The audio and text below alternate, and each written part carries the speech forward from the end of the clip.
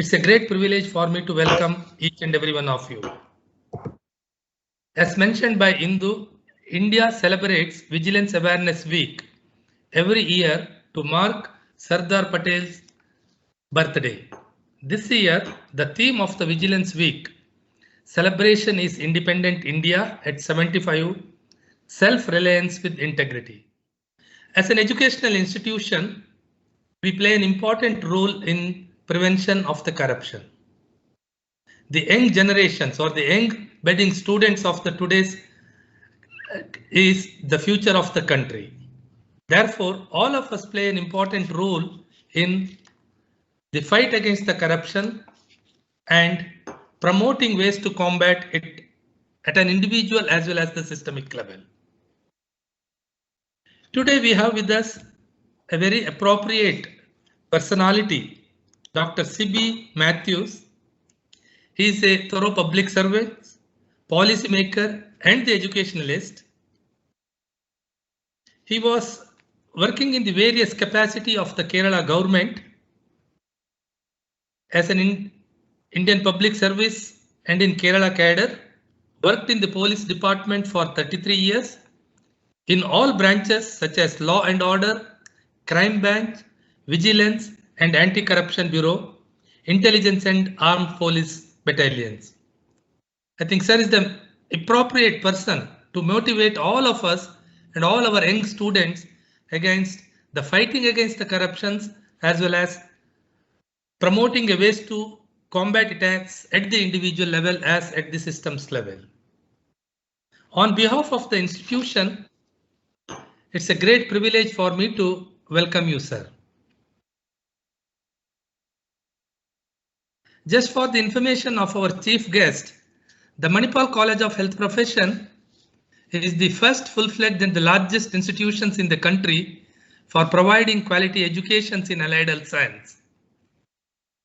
At Manipal Academy of Higher Education, a deemed to be university with an institute of eminence, by the student strength, we are the second largest institutions under the Manipal Academy of Higher Education, and we have more than 72 programs we offered at 4 campuses, Manipal, Mangalore, Bangalore and Jamshedpur, and also we are having students from more than 21 countries. So with a quick introduction about the institutions, also once again I welcome our guest speaker, Dr. C.B. Matthews. Sir, on behalf of the institution, I personally thank you for accepting our invitation and also interact with all our students. Once again, a very cordial welcome to you. I also compliment Indu for identifying such a great personality to interact with all our students. A very all the faculty members, postgraduate, interns and students of our institution. Once again, a very cordial welcome to each and every one of you. Thank you for the opportunity. Dear sir, thank you very much. Now I request our Associate Dean, Dr. Sabu KM, to introduce our guest of the day. Over to you, sir. Thank you, Indu. It gives me immense pleasure in introducing an eminent personality and our chief guest for today's event, Dr. C.B. Matthews, IPS.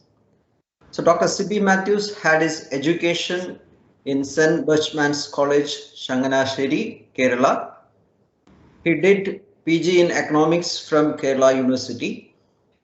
And after working as probationary office in State Bank of India for 1 year, he entered civil service through the civil service exam in 1976.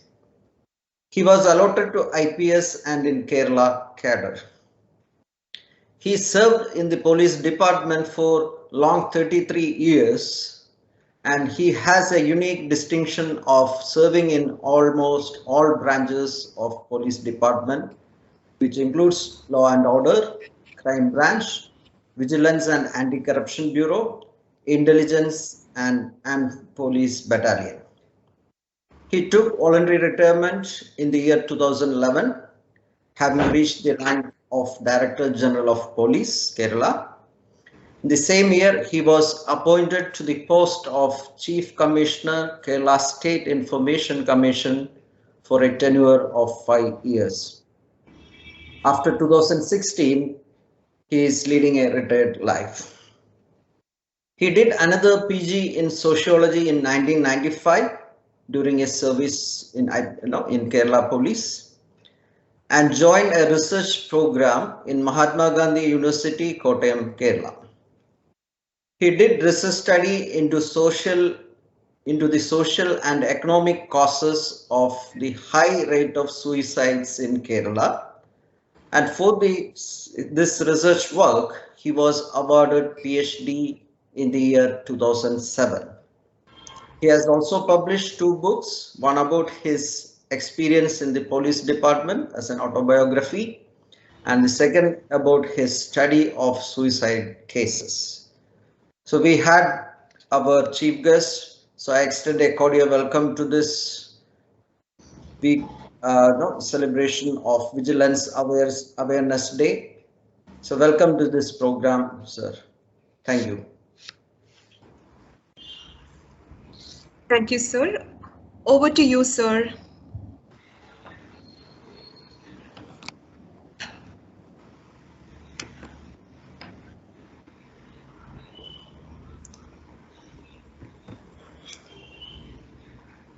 Hello, can Yes, you sir. hear me? Yes, sir. You are audible, sir. Yes.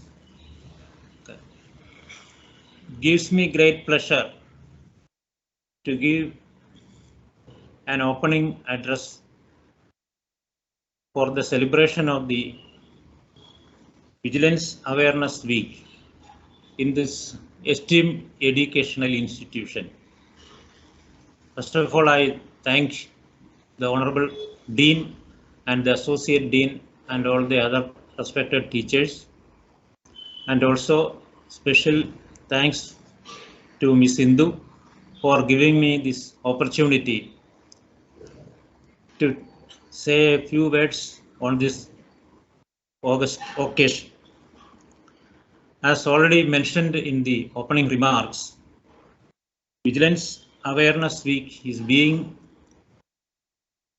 observed in India during the last 20 years. It has got some connection with the birthday celebrations of Shri Sardar Vallabhbhai Patel. Actually, the birthday is falling on 31st October. So, right from 1999, the Central Vigilance Commission has been asking all the institutions in India, all the state governments and central government institutions, to observe Vigilance Awareness Week during a week that corresponds to the birthday of Sardar Vallabhbhai Patel.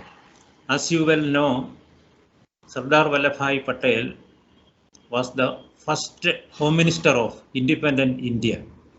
He was actually born in 1875, and he not only the Home Minister of India, but he was also Deputy Prime Minister.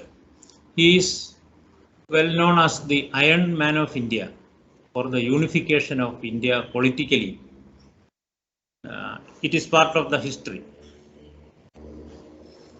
So, speaking about corruption and vigilance, we know that India has adopted the motto Satyameva Jayate, honesty in public policy, in government, functioning of the government.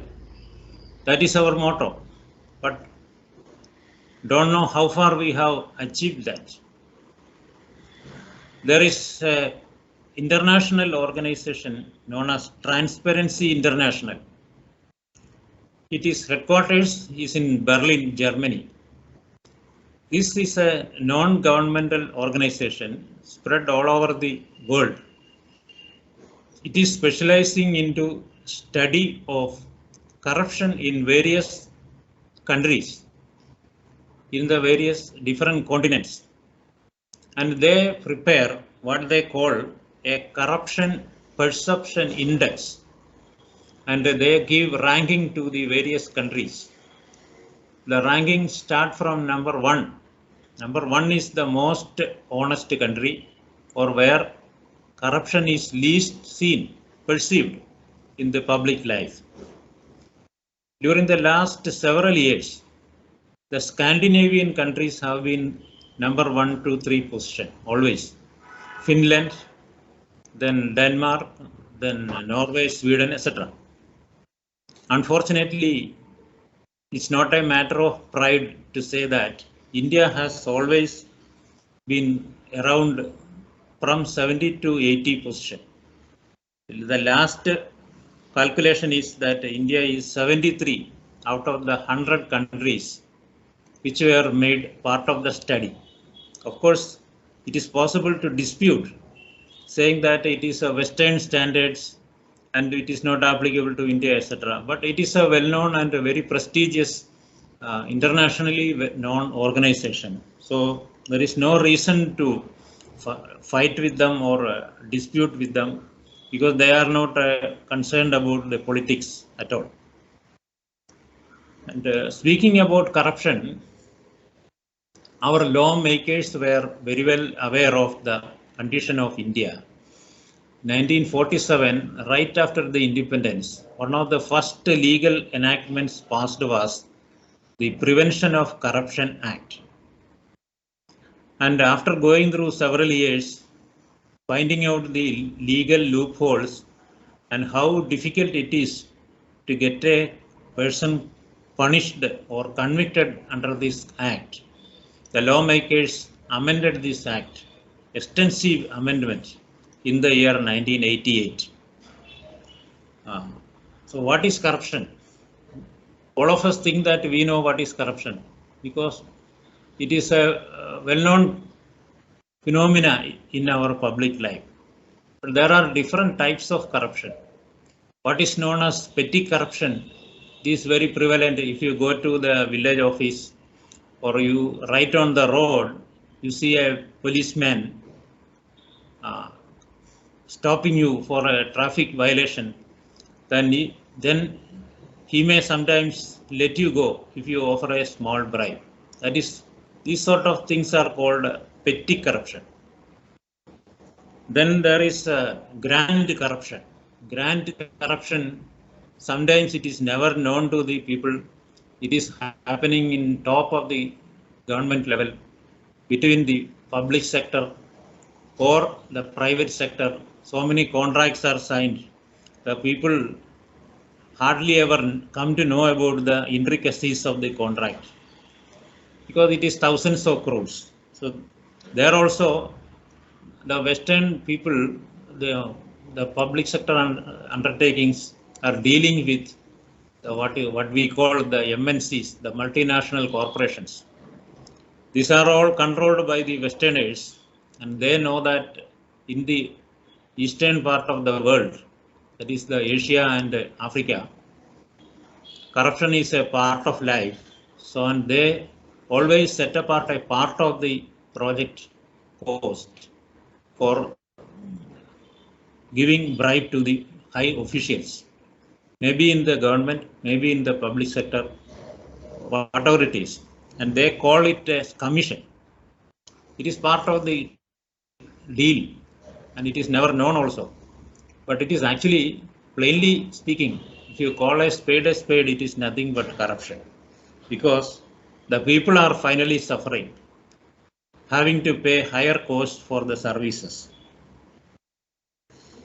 Then what exactly is corruption? It's not only taking money, it is one part of it only.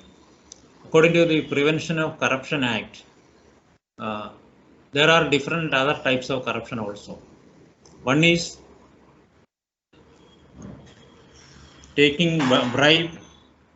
We see in the films, etc., the Department of Vigilance, people from Vigilance Department coming and catching these people red-handed, maybe in the lower ranks of the government. Actually, that is only one part of corruption. Abuse of authority, misuse of power. It is not exactly collecting money right across the table or under the table. No, that may not happen visibly.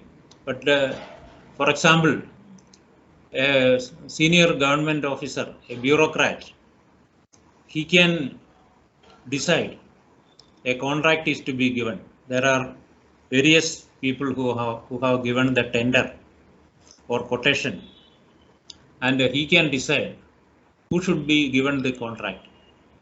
By showing a favor, of course, there are so many ways of finding out loopholes, how to add water to the contract. So this way, by bypassing the purchase rules, there are rules, store purchase rules, it is fixed by the government, how a contract should be awarded. But the bureaucrat or senior politician or both of them together, that is what often happens. Both of them together, they join together and they may show favor to a particular firm X or Y. And that way, who is getting the benefit? All of them. Not only the firm which is getting the contract, they get the benefit directly. And part of the what they call the kickoff or the commission, it will go to the bureaucrat, it will go to the politician, and maybe it will go to the political party also. So this is the type of serious corruption, misuse of authority, abuse of authority, showing favor to undeserving persons or undeserving companies, giving contract. So finally, who is suffering? The people of India. They suffer because they are not getting the best service, or they are not getting the best quality of service which they should. So actually, corruption is a crime against the people of India, if you look at it that way. So our Satyameva Jayade perhaps remain in the golden letters seen in the government office, and sometimes it doesn't happen in the real life. So what can the government do? Government can find out ways and means of legislation. They have made the State Vigilance Department, or what they call, sometimes they call it as Anti-Corruption Bureau. It is in the government, state government, and at the central level, the grand corruptions are looked after by the Anti-Corruption Wing of Government of India, known as the Central Bureau of Investigation. Actually, the Central Bureau of Investigation was brought into being for tackling corruption. But of course, they'll investigate many other cases also, conventional crimes or sensational cases, that also they are asked to investigate because it is a federal agency, just like the Federal Bureau of Investigation in USA. That is the counterpart. Then there is another type of corruption. Nobody will know what this gentleman is doing, that is the public servant is doing, because he will be very nice to the people. You never think that he is doing something wrong, but his salary is only part of the income for him, for such persons. So how do you find out whether he is honest or he is not honest?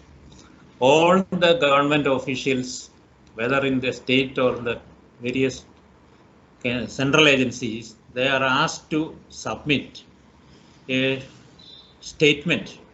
They are asked to declare the movable and immovable properties held by them or the other members of the family, and it is to be submitted to the Chief Secretary in the government, state government, and to the Cabinet Secretary in the central government. It should be done in the first week of January every year. So it doesn't become public. Nobody will know, and others are not supposed to read it. It is in the sealed cover. So all the sealed covers are kept in the office of the Chief Secretary in the government headquarters and the Cabinet Secretary in the Delhi. whenever there is a suspicion that a particular officer, Mr. X, is doing some mischief, he is showing, exhibiting wealth beyond his known sources of income, that is his salary. Maybe there are some people with inherited property, but let us leave such people, only a very, very minor part of the government officers. So when the Anti-Corruption Bureau or the CBI suspects that Mr. X is behaving or living beyond his means, of course they can conduct a confidential inquiry. For conducting an open inquiry, you require the permission from the superior officers and sometimes the court. So what is the evidence? How do you find out what he is doing? That is when the sealed covers are opened. The Chief Secretary will be asked to submit.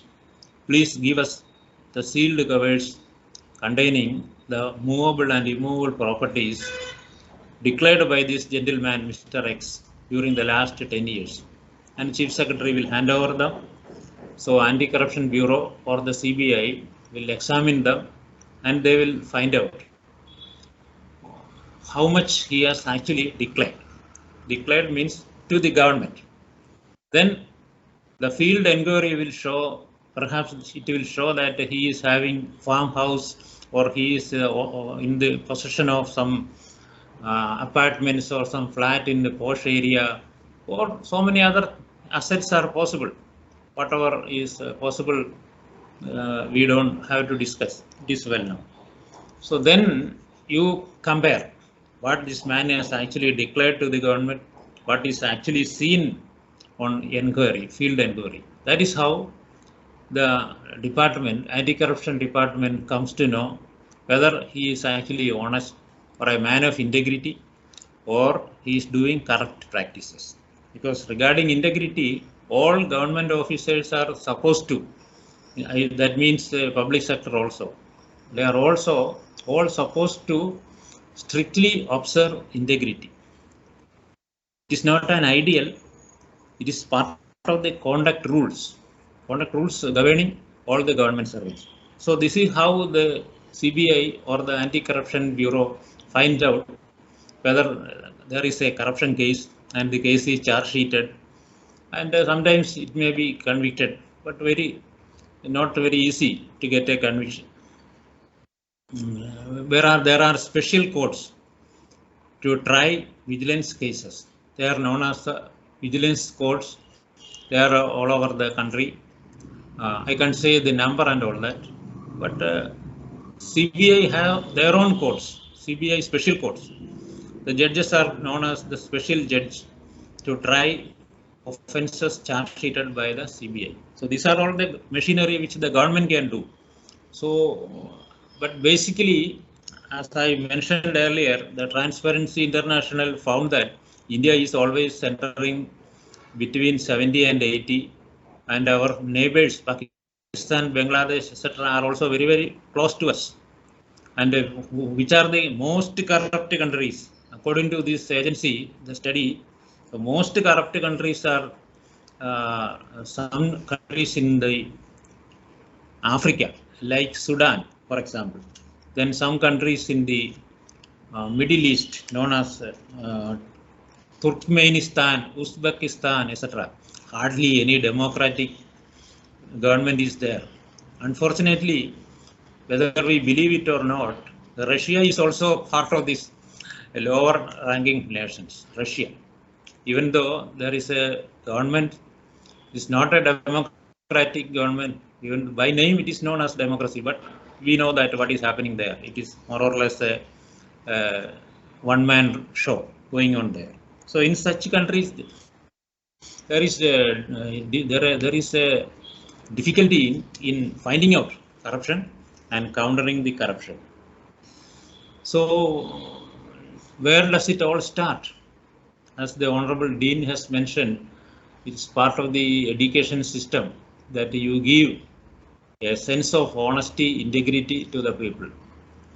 Anybody who has gone abroad, I mean the Western countries, they will know and they will agree with me that the type of public display of corruption which we see in India, it never happens in such countries. We may criticize them for various other things, but regarding the integrity part of it, it doesn't, if you try to give a bribe to a public servant there, you are finished. Not only that, they will not accept it, but you will be in very serious trouble. But in India, you don't have to worry about such things. It is part of the game. So I think that we should start from our lowest education level to inculcate a sense of honesty, integrity. It is for the not only for the individual, not only for the family, but also for the country. It is a part of the duty of every citizen. If you want to preserve democracy, you have to practice a sense of integrity and honesty in personal life, in the official conduct. It should be, but unfortunately, we have to go a far journey on this road to honesty. And the observance of this Vigilance Awareness Week every year, it is part of this, but it maybe this is what the government of India can do. But all of us in our institutions, in our schools, colleges, we should have inculcate this sense of integrity and honesty among the younger generation. Of course, they look at the older generation, perhaps about the parents, how they live, what is their style of functioning, who all are coming into the house, whether something is paid under the table. These are all what they look at and study, imitate. It is no use in including the moral principles in the curriculum. The best teacher is your own parents, your own teachers, and your own neighbors, uncles and aunts, etc. How they live, what are their principles in life, if they have any. So, if the country has to improve, if India has to go forward, it's not only the big industries should grow, or Reliance or Tata. It is not enough that they should grow. In fact, if the democracy is to function in this country, the sense of integrity and honesty in public life, that should be encouraged. And this observance of the Vigilance Awareness Week is a small part of the game. It should be carried on. It's not for 1 week. It's only reminding us that we are not reaching anywhere what the father of the nation wanted us to be. So after this week also, let us continue the effort to make India a great nation. For that, the people of India, the younger generation especially, they should have a sense of honesty, integrity, and they should be happy to get what the government has given or what the authorities are given, not go after the what they don't deserve. So this is basically a principle of morality. If we don't have it, if you think that anything is chalega, kaam chalega, that is the way, then there is no progress possible for this country. I hope that the observance of the Vigilance Awareness Week will inculcate in the sense of honesty and integrity in public life to all of us. Thank you very much for giving me this chance to say a few words and to convey a few thoughts to you.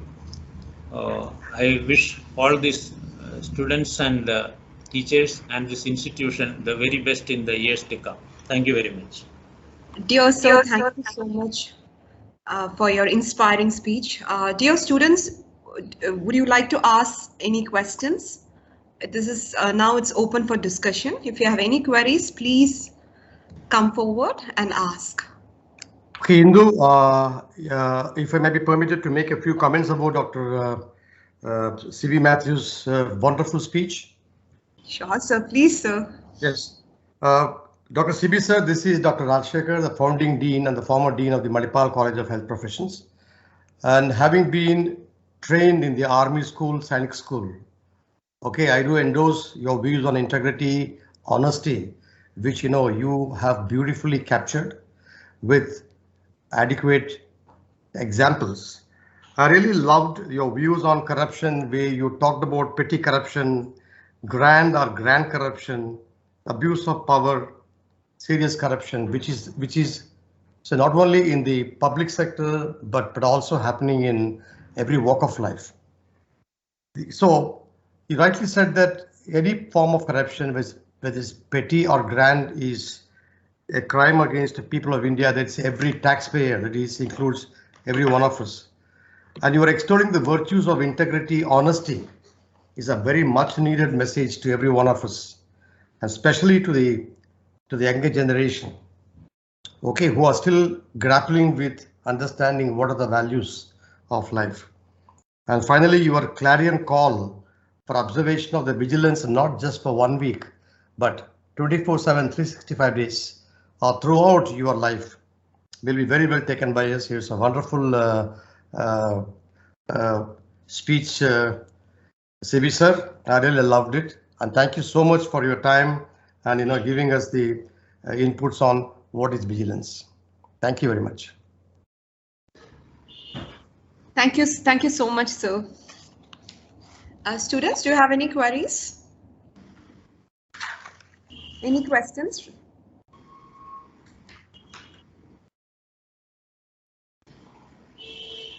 All right. Yeah, I think the students must come forward and ask questions, because this is the right time. You have an IPS officer, okay, of integrity, character, okay, who, in fact, gave the first example of a cop from his own department, okay, giving an example of a petty corruption. I think you must ask him, a lot of questions. You must share your views about it, and you also share your anguish as to how to end corruption. Youngsters, come on.